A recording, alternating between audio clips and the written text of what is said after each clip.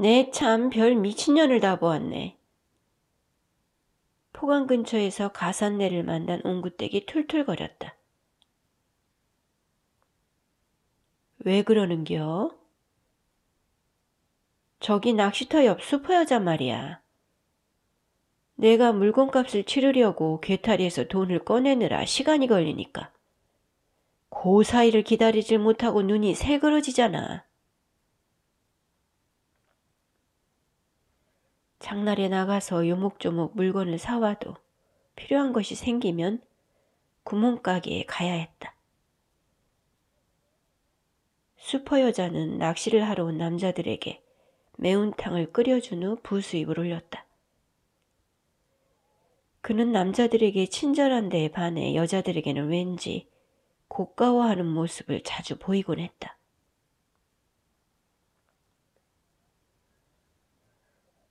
마음에 안 드는 사람은 그냥 슬슬 피어가며 살아야지 별 수 있남.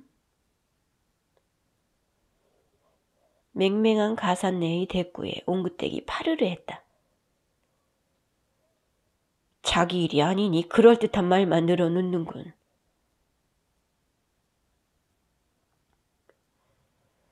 사람들에게 반감을 쉽게 갖는 옹구떼기 성품을 가산내는 익히 알고 있었다. 그런 게 아니고 내 말은 슈퍼 여자가 남자들한테 친절한 건 당연하다는 거요. 물건을 많이 팔아주는 이들한테 잘하고 그렇지 않은 이들한테는 아니 꼽게 구는 것을 그러려니 해야지.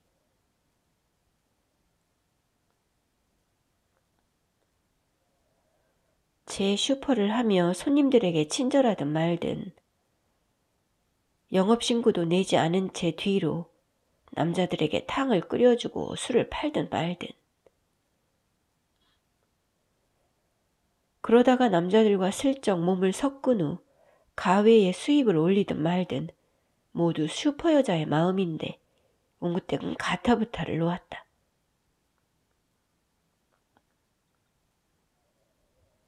옹구댁은 실죽거리는 슈퍼여자뿐 아니라 해거릴 줄 아는 동네 여자들까지 모두 거슬려 했다. 트집이 많은 데다 남의 흠을 잘 들추어냈다. 그런 기질이 옹구댁의 일상을 팍팍하게 해주었다. 가산내는 잠시 말을 끊고 있다가 쓸데없이 말을 더하고 말았다.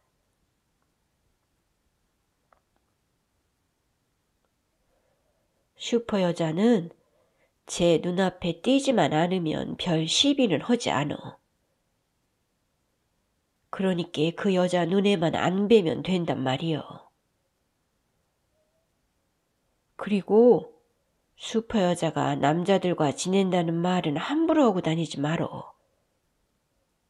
남편이 눈을 시퍼렇게 뜨고 살아있는데 거기에 들어가서 분란이라도 나면 어쩌려고 그래야.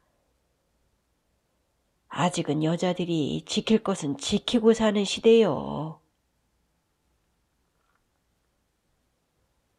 지킬 것은 지키고 산다고 했어, 지금?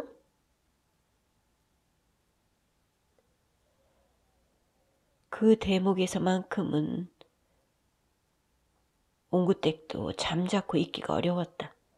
겉으로야 여자들이 정절을 중요시하는 것처럼 보일 테지만 옹구댁이 아는 바로는 천만의 말씀이었다.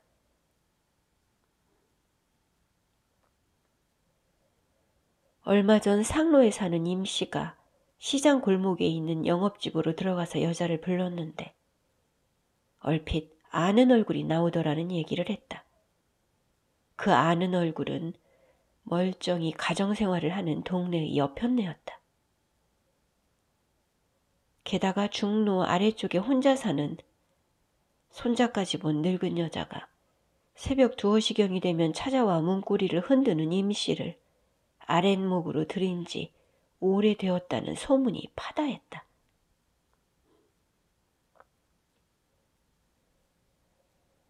장을 보러 나간 여염집 여편네가 외간 남자와 섞여 몸을 파는 일을 임도 보고 뽕도 따는 것이라고 여길 뿐 아니라 같은 동네 안에서도 그러고러 은밀하게 지내는 남정네와 여편네가 엄연히 존재하고 있었다. 그런데 가산네는 그런 것들을 모른 체하며 입에 담기 좋은 소리만 짓거려댔다. 겉으로 보기에 그럴듯하게 사는 것이지 실상은 할 짓 안 할 짓을 다 하고 사는 세상이었다. 그렇기에 정절이니 뭐니 싸브랑대봐야 되자는 소리였다. 저 밑에 도일레 형님 알지? 그려 알다 마다. 그럼 그 형님과 임씨의 일도 알겠네? 아서 그건 죄예요. 죄 같은 소리 하고 있네. 그게 어떻게 죄야?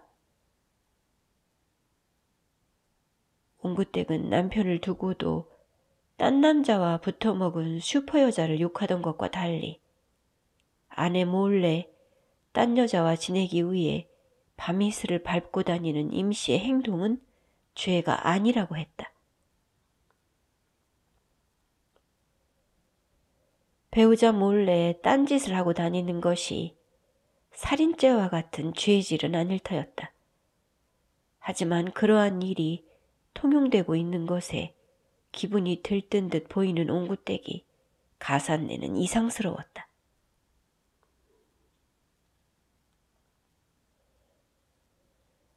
다른 사람을 가슴 아프게 혔으면 그것이 죄지. 그러면 뭐가 죄란 말이여.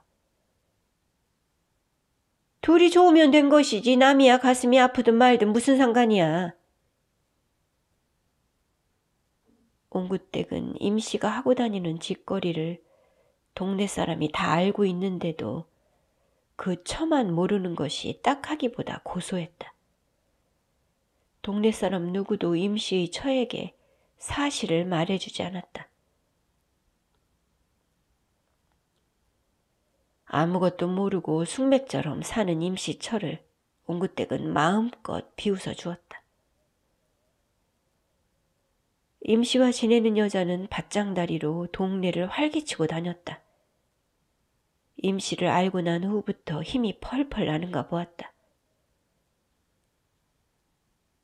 가을에 방앗간에서 쌀값이 나올 때였다.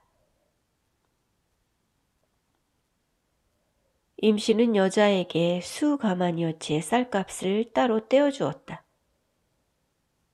옹구댁은 사람이 없는 틈을 타서 자신에게 추파를 던지던 임씨를 기억하고 있었다. 한데 그런 임씨가 어찌하여 두 번을 시도해보지도 않고 시들해졌는지 아쉽기 짝이 없었다.